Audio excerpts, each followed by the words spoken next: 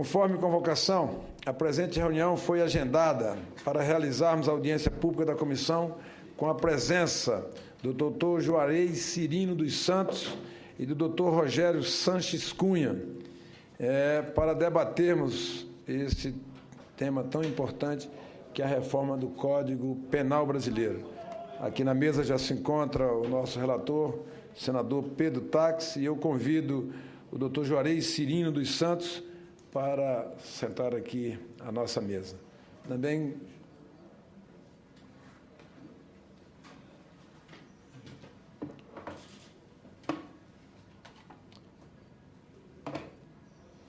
Também convido o Dr. Rogério Sanches Cunha para sentar à mesa.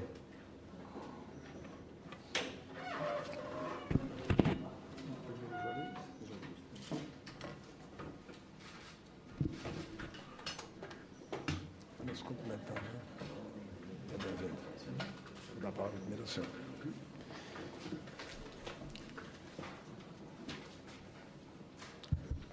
Dando sequência ao nosso trabalho, conforme determina o nosso regimento, eu concedo a palavra ao Dr. Juarez para a sua exposição, Dr. Juarez Cirino dos Santos, para a sua exposição inicial, apenas para registrar que o regimento nos coloca na posição de 20 minutos disponível para a Vossa Senhoria, podendo ser prorrogado esse tempo a critério da presidência. Havendo necessidade, Vossa Senhoria me solicita que nós daremos o tempo necessário para que o senhor possa fazer a sua exposição aqui nesta comissão especial que trata do projeto de lei do Senado de número 236, que é para que todos os brasileiros que nos acompanham nesse momento saibam que nós estamos discutindo o novo Código Penal brasileiro, para atualizarmos o novo Código Penal brasileiro, que tem já mais de 70 anos e precisa ser atualizado, e o senador Pedro Taques tem um papel fundamental de acolher todas as emendas, todas as sugestões.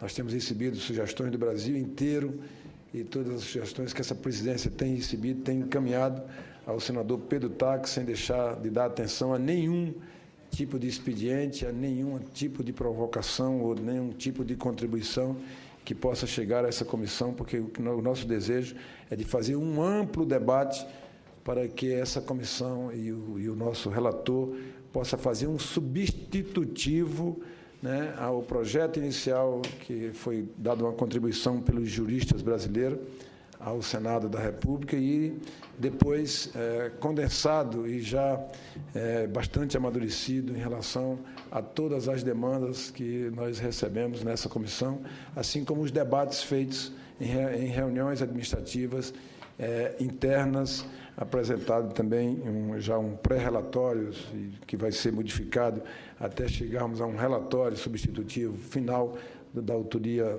obviamente, do senador Pedro Taques, com a colaboração de todos que contribuíram de uma forma ou de outra e, obviamente, com o apoio pleno dos membros que compõem essa comissão especial que eu tenho a honra de presidir. Portanto, eu passo a palavra... Pela ordem, senhor presidente. Pela ordem, senador Pedro Taques, pede a palavra como relator. Vossa Excelência nem precisa pedir pela ordem, basta pedir a palavra que Vossa Excelência tem a palavra. Muito obrigado. Senhor presidente, eu agradeço a condução firme de Vossa Excelência, agradeço aos senadores aqui presentes. Nós estamos dando continuidade, como Vossa Excelência fez referência, né, a estas audiências públicas. Faremos uma audiência pública aqui em Brasília na primeira quinzena do mês e na segunda quinzena nos estados. Nós já temos requerimentos de senadores para audiências públicas nos estados e para que nós possamos, para que o cidadão que nos acompanha pela rádio, pela TV, pela Agência Senado, os amigos das redes sociais, nós faremos audiências públicas para que possamos democratizar este debate sobre o Código Penal. Estas audiências serão realizadas de acordo com o cronograma de trabalho até o final deste período da sessão legislativa, ou seja, até o final deste semestre. Nós temos que fazer, sim, audiências públicas. Agora, nós precisamos votar o Código a penso, e isto nós temos conversado com os senadores ainda nesta sessão legislativa, nessa sessão legislativa. Assim, eu agradeço, senhor presidente, o apoio que Vossa Excelência e os senadores da Comissão Especial do Senado, que analisa este projeto, estão dando a este debate. Este debate é um dos mais importantes desta legislatura, a do Senado da República. E, se Vossa Excelência me permite, também agradeço a presença da deputada Keiko, do Estado de São Paulo, que sempre acompanha estes debates. Obrigado, senhor presidente. Obrigado, senador Pedro Taques. Agora, com a palavra, o doutor Juarez Cirino dos Santos. Tem a palavra, Vossa Senhoria.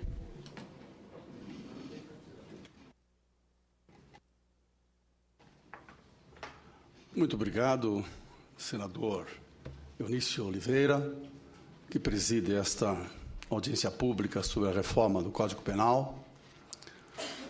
Cumprimento Vossa Excelência e cumprimento também o ilustre senador Pedro Taques, que é o relator dessa comissão de exame do projeto de reforma do Código Penal. Cumprimento os demais senadores presentes, deputados, deputada Eiko, enfim, demais autoridades, estudiosos, enfim, todos os presentes. Foi uma honra muito grande receber esse convite do Senado Federal para debater uma lei tão importante como um Código Penal, mas um projeto de Código Penal. E é preciso que a gente comece dizendo aqui o seguinte: nós fomos convidados para debater a parte geral do Código Penal. Na parte geral, são os princípios de aplicação da lei penal. E esses princípios são fundamentais, porque deles depende o resultado, enfim, da condenação ou da absolvição de pessoas. Né? Um Código Penal é composto de duas partes, e assim também esse projeto, a parte geral e a parte especial. Na parte geral, portanto, estão esses princípios, e na parte especial estão os crimes em espécie. Na minha análise pessoal, eu já posso antecipar isso, eu considerei e continuo considerando, e quanto mais eu estudo este projeto, eu mais me convenço disso, de que a reforma da parte geral era desnecessária. Nós não temos uma parte geral desatualizada. Pelo contrário, ela está muito atualizada com os princípios fundamentais do direito penal.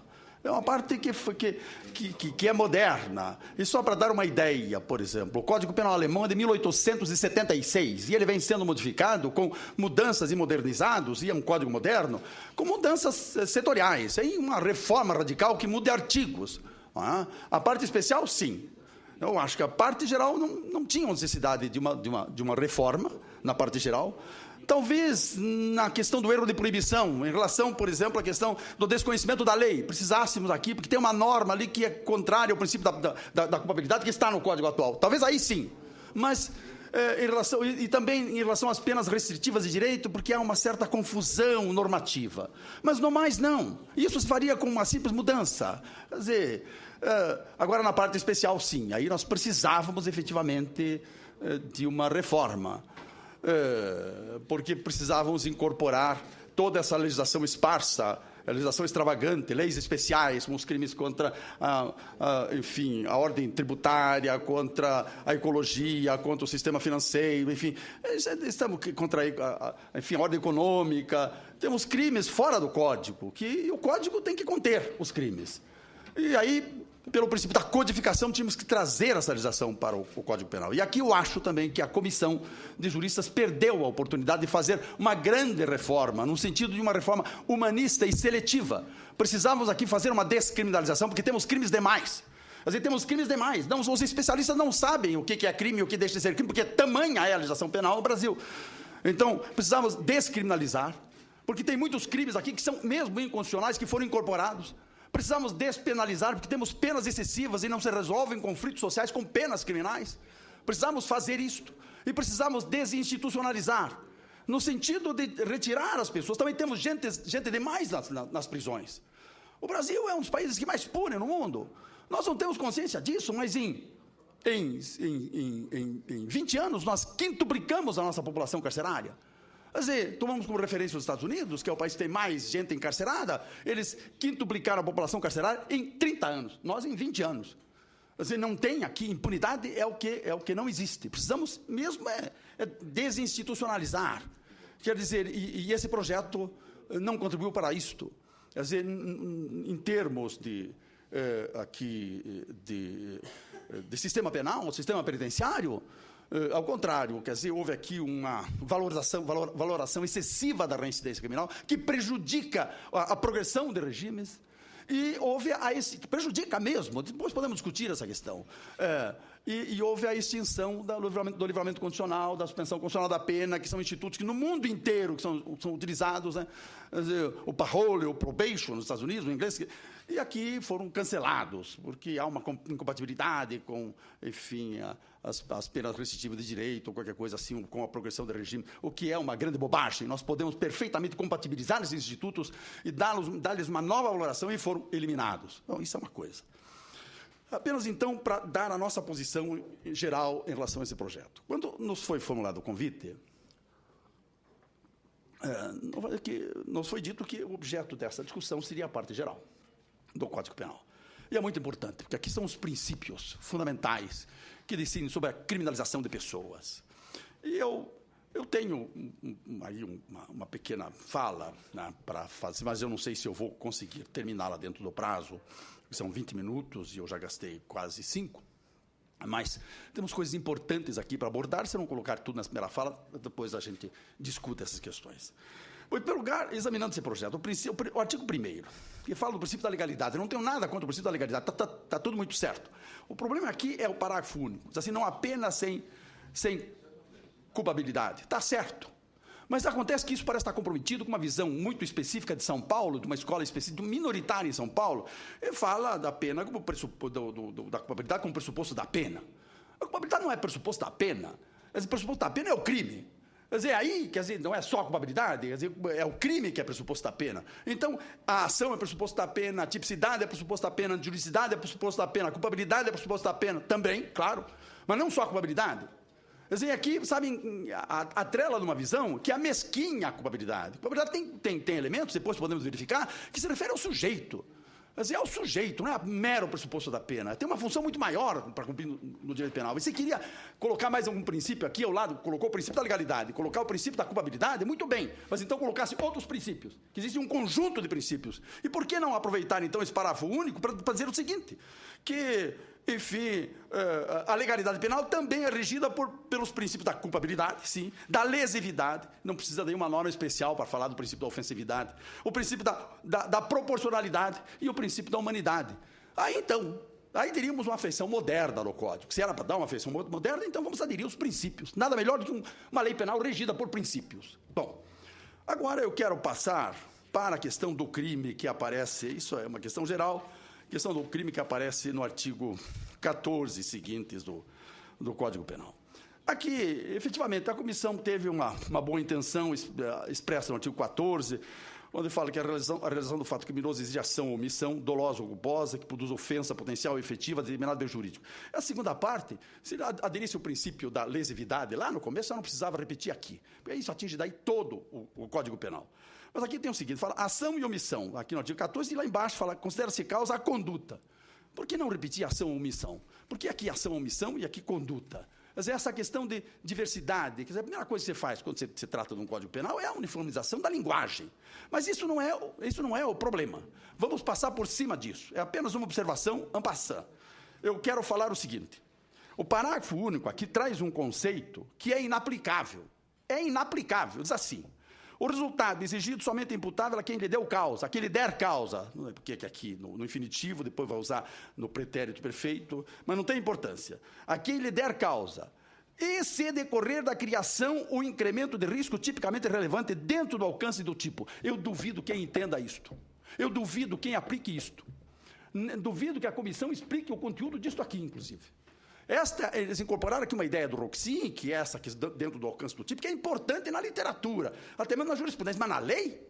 Quer dizer, como é que você vai medir o alcance do tipo? Isso é impossível. E mais, olha aqui, diz assim, se decorrer da criação ou incremento de risco tipicamente relevante. Ora, risco tipicamente relevante, o professor Juarez Tavares fez uma crítica a isso, assim, o risco pode ser juridicamente relevante, mas tipicamente relevante não é. Quer dizer, o risco é típico ou não é típico? Essa história de risco tipicamente relevante é uma bobagem. Então coloca, para que esse risco tipicamente relevante? Agora, dentro do alcance do tipo, isso é indeterminável. Se tivéssemos a lei que dissesse, olha, isso está dentro do alcance do tipo, estão dentro do alcance do tipo essas condutas. Aí você tem. Mas como é que vai se saber aqui? Qual é o alcance? Quem é que vai medir esse alcance? Isso é um conceito que é exclusivo do Roxy. Só ele defende, que é um conceito interessante, dentro da literatura, mas colocar isso na lei, eu quero ver o juiz medir isso aqui. Esse é o problema. Esse, então, é a primeira questão em relação ao fato criminoso. A segunda questão, ainda em relação ao fato criminoso, vem com relação ao conceito de dolo. O conceito de dolo é um conceito importantíssimo. Mas o que é dolo? Como é que eu posso imputar a alguém um fato como doloso se eu não sei o que é dolo? Então, vem o conceito de dolo no artigo 18. Diz assim, disse o crime doloso quando a gente quis realizar, aqui você vê, aqui já usa o passado, o pretérito perfeito, quis realizar, lá quer, realizar o tipo penal ou assumiu o risco de realizá-lo. Agora, até aí está tudo bem. Até aí está tudo bem, está mais ou menos de acordo com o Código atual. Mais ou menos. Agora, aí vem vírgula, consentindo ou aceitando de modo indiferente o resultado. Eu duvido quem consiga acoplar essa segunda parte com a primeira parte. Não é possível.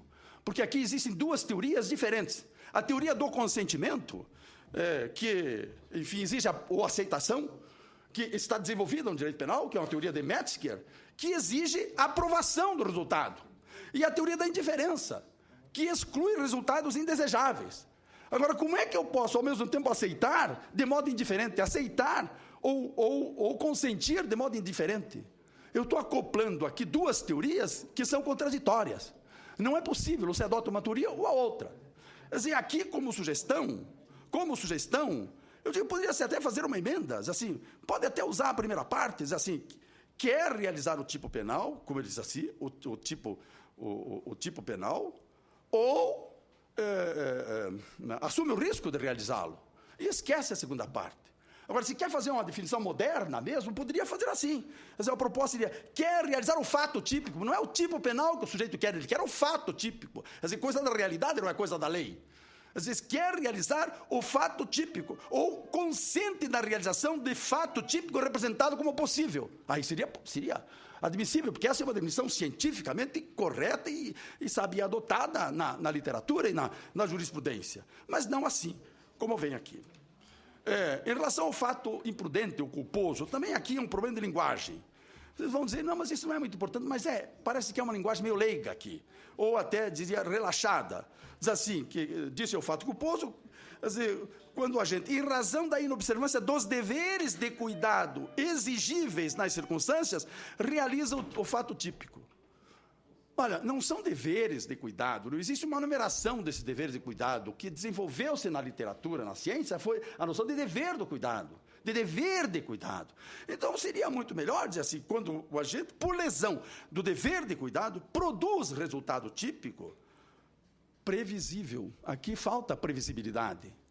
Aliás, o problema de que está aqui tem dois graves problemas, porque acaba incluindo resultados típicos anormais, que não podem ser imputados, ou resultados típicos imprevisíveis. Como é que eu posso imputar a alguém um resultado que lesiona, que é imprevisível? Isso é impossível. Aí eu estou fora, enfim, da realidade humana. Na sequência, nós temos algo a dizer sobre os crimes de omissão de ação. A comissão tratou os crimes de omissão de ação como se fosse uma coisa absolutamente tranquila, sabe, na jurisprudência, na literatura. E os crimes de omissão de ação, especialmente no âmbito da omissão imprópria, eles são questionadíssimos. O Zaffaroni agora aderiu, ele simplesmente está dizendo que eles são inconstitucionais. Na Alemanha se discute seriamente, na Europa, essa questão dos crimes de omissão imprópria. Porque nós temos uma regulação no Código Penal que é insatisfatória, que foi reproduzida, de certa maneira, no projeto, que nisso ele não alterou, mas é o problema do garantidor. A omissão imprópria se refere ao garantidor homem jurídico, o pai em relação aos filhos, o médico em relação ao paciente, essas coisas. E aí o Código define o dever jurídico de agir. Quer dizer, diz quem são os garantidores. Está lá o nosso Código atual e o projeto, também no artigo 17. Mas nem o Código atual e nem o projeto estabelecem ou definem a extensão do dever de garantia. Quer dizer, que bens jurídicos são garantidos? O que o garantidor deve garantir? Quer dizer, todos os bens jurídicos? Inclusive no caso do estupro? Quer dizer, agora o pai pode ser processado por omissão, no crime por ter cometido estupro por omissão contra a filha, porque ele saiu de casa, deixou a filha com o namorado, ele demorou para chegar, o namorado estuprou a filha, e ele, porque não cuidou da filha, então ele é responsável, porque ele é o responsável por ela. Mas é um absurdo, só para indicar para vocês que é um absurdo, não podem ser todos os bens jurídicos. Então, quais? São os mais importantes, mas quais são os mais importantes? A lei não diz. E aqui nós temos um problema de legalidade. A lei não diz. Só a vida e o corpo, isso seria desejável. Quer dizer, aí, já que criou os crimes de omissão imprópria, a vida e o corpo, essa é a tendência. Alguns autores admitem a liberdade. O professor Juarez Tavares, que deve ser convocado aqui, fala da liberdade também. Mas não todos os bens jurídicos. Isso não é possível. Quer dizer, tem um problema de constitucionalidade seríssimo em relação a esses crimes. E nós passamos por cima dessa inconstitucionalidade como se fosse coisa, sabe, e aí estamos imputando até, no caso, a gente vê casos de auditores aí externos ou independentes em instituições bancárias que são processados por gestão fraudulenta, e como eles fazem apenas o controle das contas, eles não decidem nada. Mas são tidos como garantidores, porque não mostraram para os consumidores, ou para os correntistas, para os acionistas, quer dizer, sabe, uma ampliação da responsabilidade fundada na omissão imprópria, na posição de garantidor. Está aí para os crimes também, os crimes contra o sistema financeiro, contra o sistema tributário, e não é possível trabalhar com isso. Aí não é possível. Quer dizer, a comissão deveria conhecer, deveria considerar esses aspectos. E aqui o Senado vai ter que considerar isto.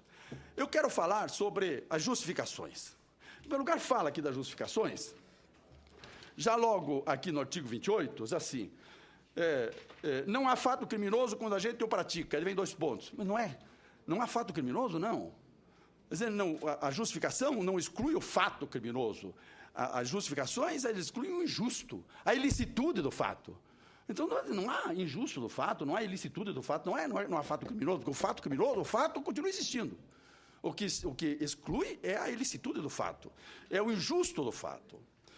Depois, eu vou passar por cima do estricto dever legal, do estrito regular de direito, teria umas coisas para dizer aqui, posso dizer depois. Eu quero falar sobre o estado da necessidade, que foi a justificação mais alterada e para muito pior. Quer dizer, para muito pior. Quer dizer, ao invés de fazer uma definição de estado de necessidade, aqui um escalonamento de requisitos que tornou absolutamente impossível entender, e na verdade, não só impossível de entender, mas perverteu o conceito de estado de necessidade. Começa assim, diz assim, fala que existe o estado de necessidade para defesa de bem jurídico próprio ou alheio contra lesão atual ou iminente. Quer dizer, lesão atual ou iminente de bem jurídico? Isso é uma definição errada.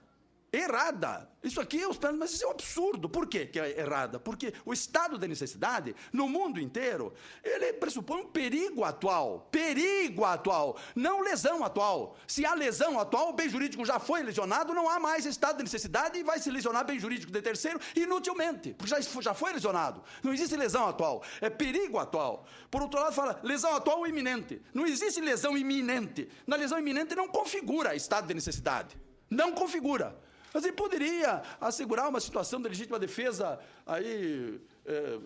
legítima defesa especial, aí que se chama, agora, imediatamente eu não consigo, é uma legítima, pode ser antecipada, exatamente. É legítima defesa antecipada, muito obrigado. Então, pode configurar uma situação de legítima defesa, mas não de estado de necessidade. Muito bem. Mas não é só. Fala em que o estado de necessidade exige perigo não provocado pelo agente. Está certo? Isso é regra, não provocado pelo agente.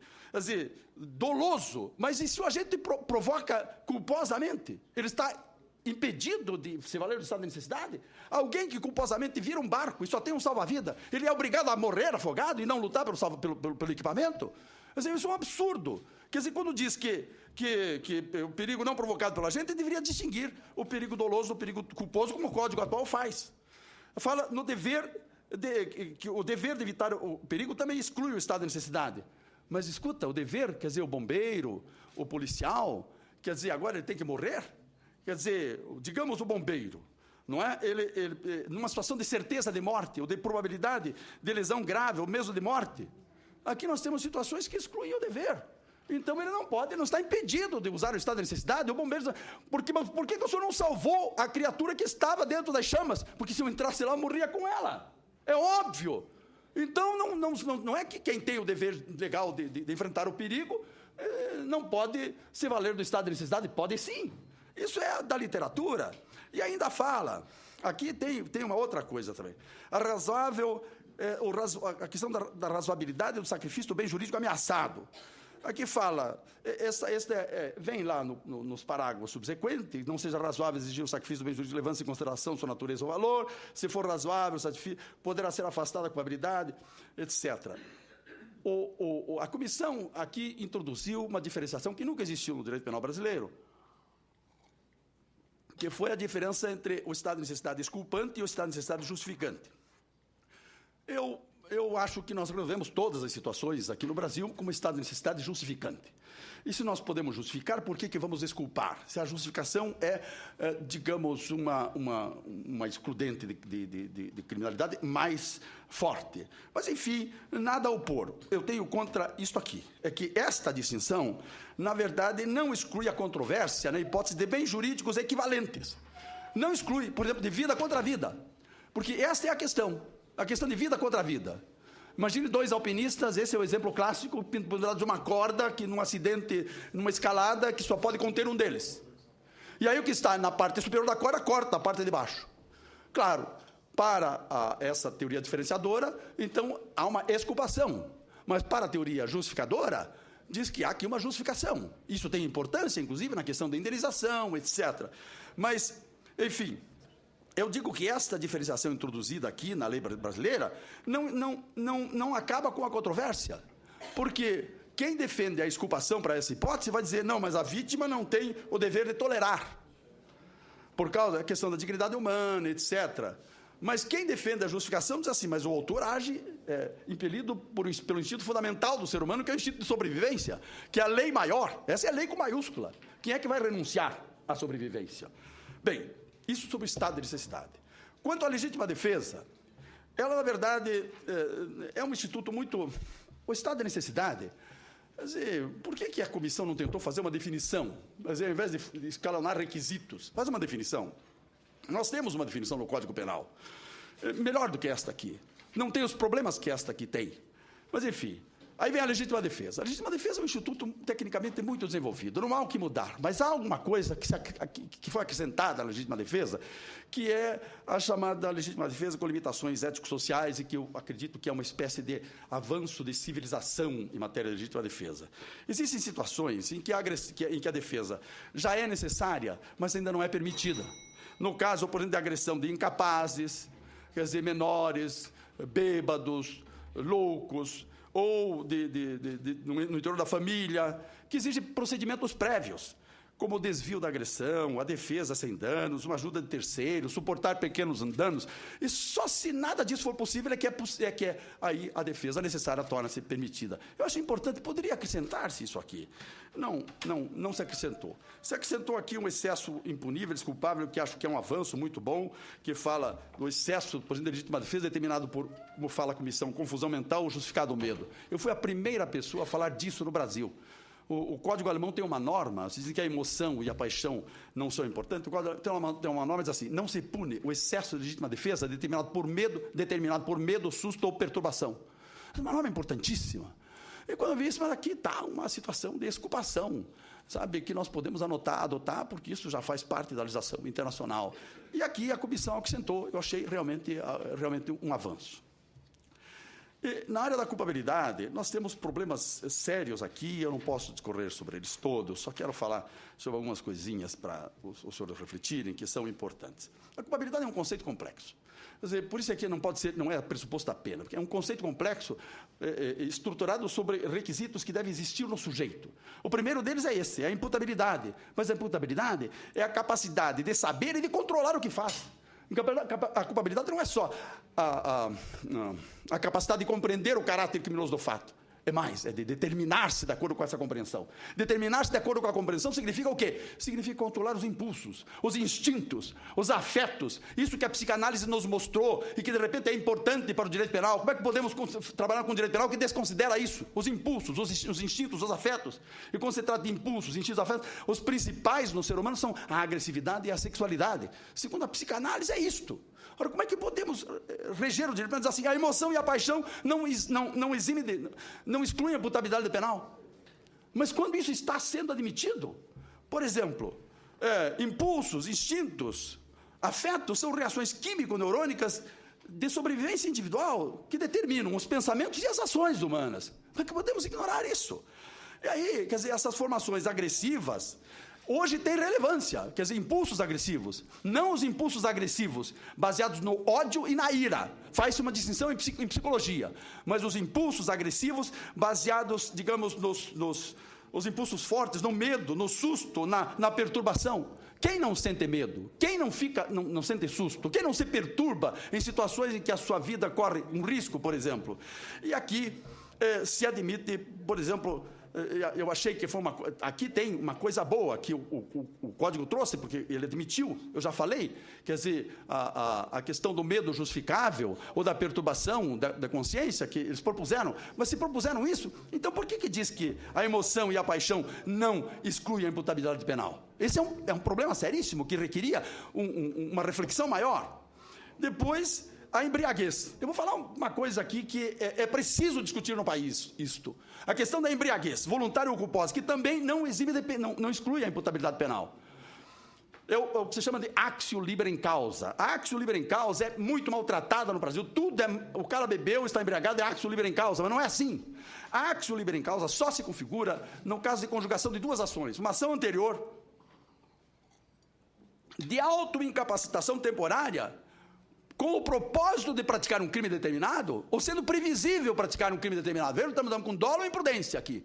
E depois do estado de incapacitação temporária, o sujeito pratica esse crime determinado dolosamente ou pratica imprudentemente. Aí temos a actio libera in causa, aí tem que ser condenado, efetivamente, que se transformou num instrumento de realização da própria deliberação criminosa.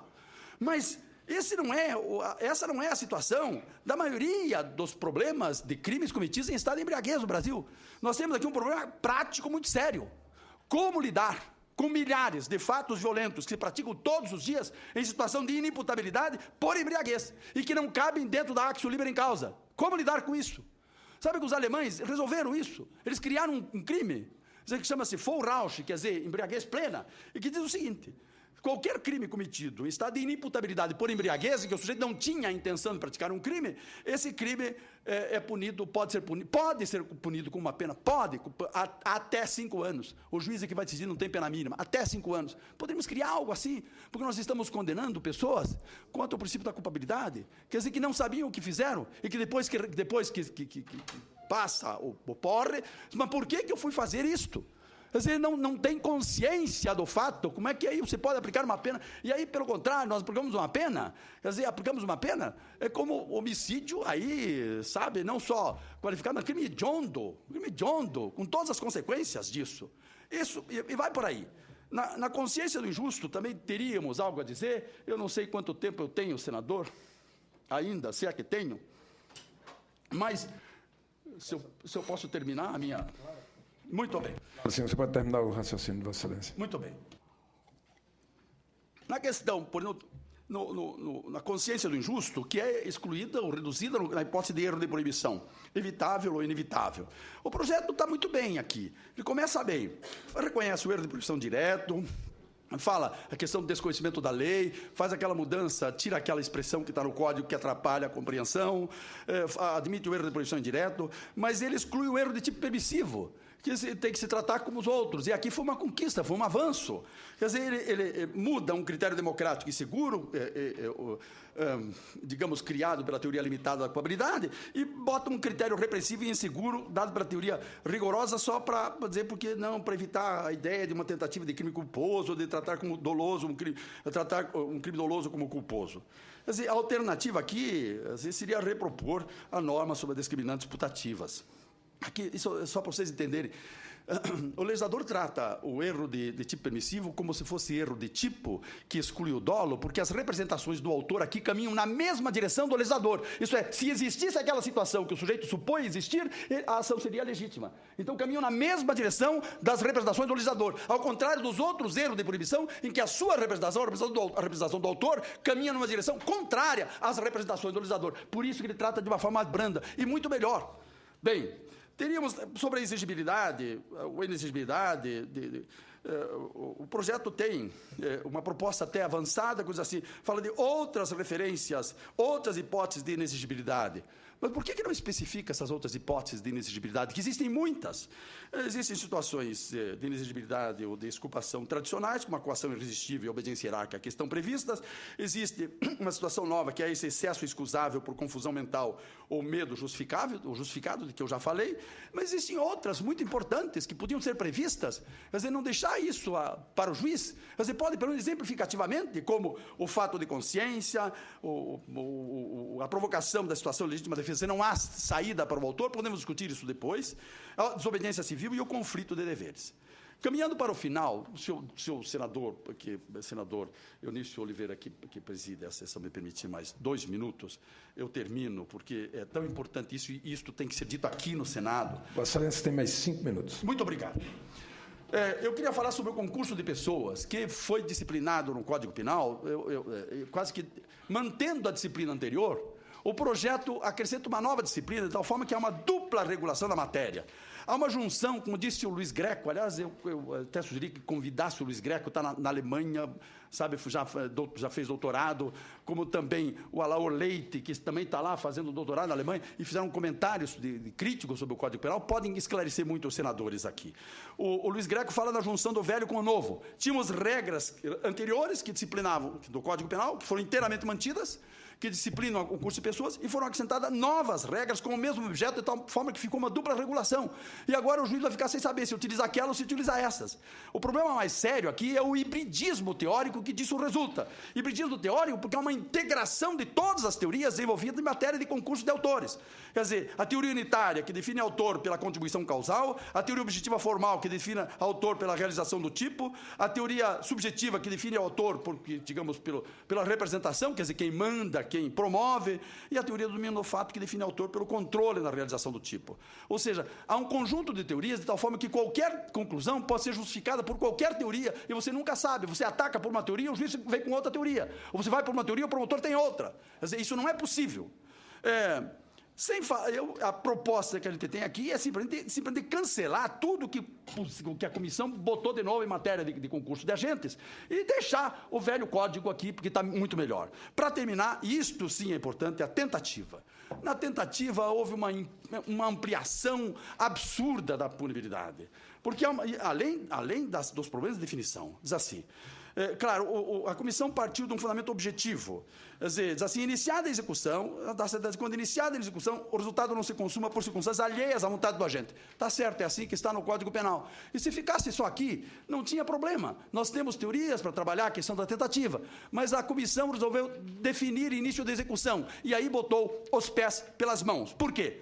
Porque ela usa definições contraditórias. Ao tentar definir o início da execução, ela trabalha com a teoria objetiva formal e também com a teoria objetiva individual.